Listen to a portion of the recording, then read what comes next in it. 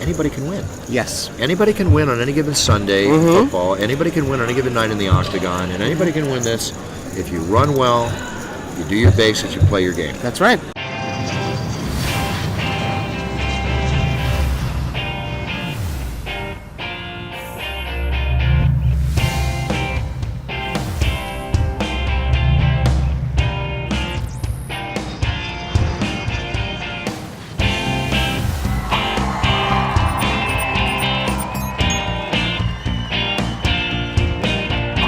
Hey everybody, Robbie Straczynski here for CardPlayerLifestyle.com, and joining me here at the PSPC in the Bahamas, none other than UFC's legendary announcer, Bruce Buffer. How are you today? Thank you for the kind words. It's I the appreciate truth. that. It's Thank the truth. you. And also, it says it right here. So okay. Thank you very Did much. my mom write that? No, but we have a question about your dad. Okay. We'll go right into it. Your dad taught you to play poker when you were 9 years old. Yep.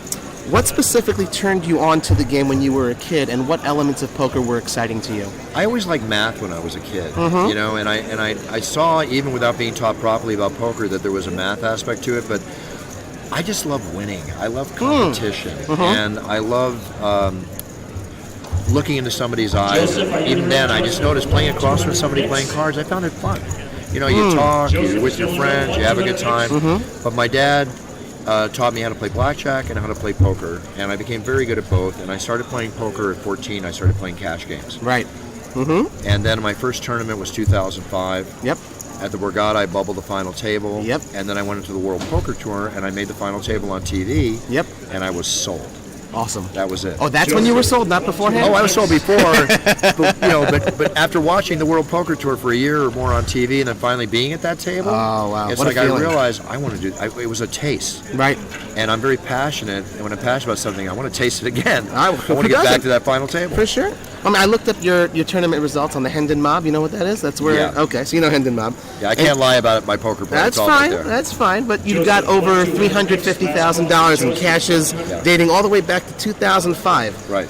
Your biggest score was for $75,000 back in 2010. Yep. Money aside, though, what does a deep run in a poker tournament mean to you? It fuels my competitive warrior spirit. When I walk in here and people ask me the question, how do you think you're going to do? Well, I'm going to make the final table. Why else would I enter this thing? I mean, I'm not here just to cash. I'm not here just to go do interviews. I'm here to do all of that. Right. Right? But I'm here to win. And I played almost every popular pro, I think. I don't think Phil Ivey and I played. He's scared of you. I don't know that about You Phil. got the stare, but you got the voice. That's what. I like Phil. He's cool. Yep.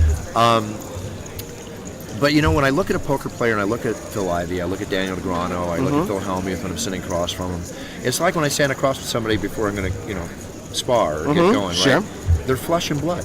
They Yes. bleed like I do. They have a heart like I do. We Put have a their brain pants like I on do. the same way. Exactly. Yeah.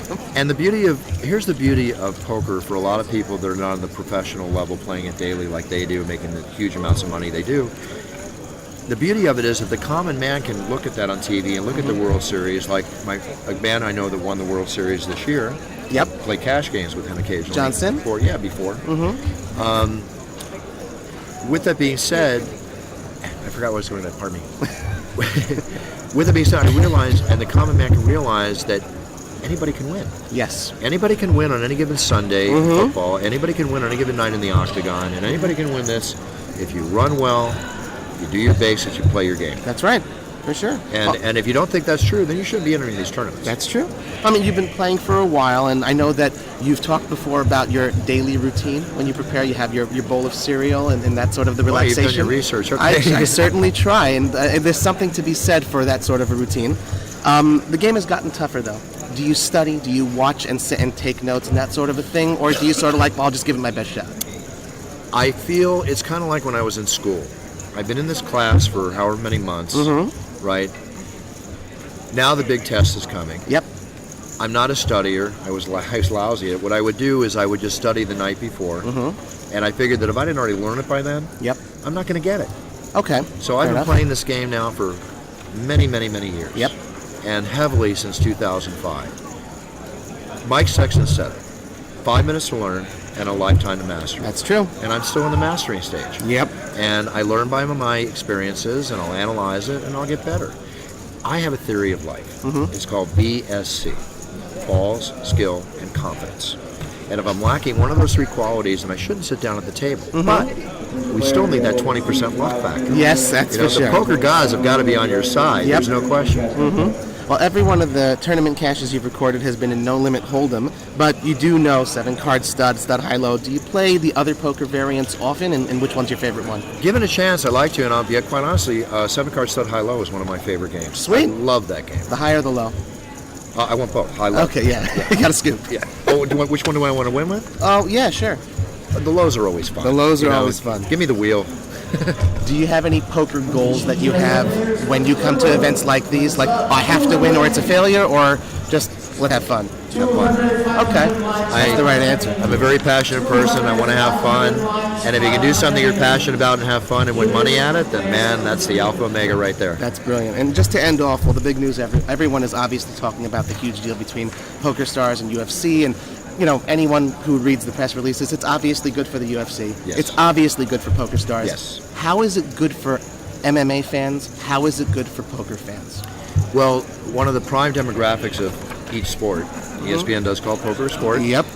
And if you're here for 5 days playing a 5-day tournament, It's it is a endurance, sport. It's absolutely. endurance. There's no question. When I went to my 5th day at the World Series, and I placed like 468 and won like 28,000 that year, I went out with the dead man's hand, aces and eights. Aces and eights. The guy flopped 4 eights on me. But 2 weeks later, I won that big tournament you mentioned earlier. Yep. So it was a good month. Good. And again, I'm losing track of what I was saying. Sure. Oh, How is it good for the fans? It's great for the fans because the demographic is the 18 to 34 demographic, which is a very popular demographic in both sports. Yep. Not counting the fact that we have older people that love the UFC, men and women both. And we have older people that we know love poker. Yes, of course. So right now, PokerStars timing is so perfect because this month we are on ESPN. That's right. Fox has been great to us, but ESPN is a huge deal that's going to bring a tremendous amount of new eyeballs to the UFC. And now PokerStars. There are some times I have a few poker scars. Okay, there are times, where this is going to be very advantageous to both. Beautiful. So it's a growing field. There's a lot going to happen over the next year. PokerStars is going to be in the octagon, and I'm going to be saying PokerStars. I love it. It's a great answer from a great human being. And Bruce, thank you very much for joining me here. Thank you. Robbie Struzinski for CardPlayerLifestyle.com. Thank you guys so much for watching.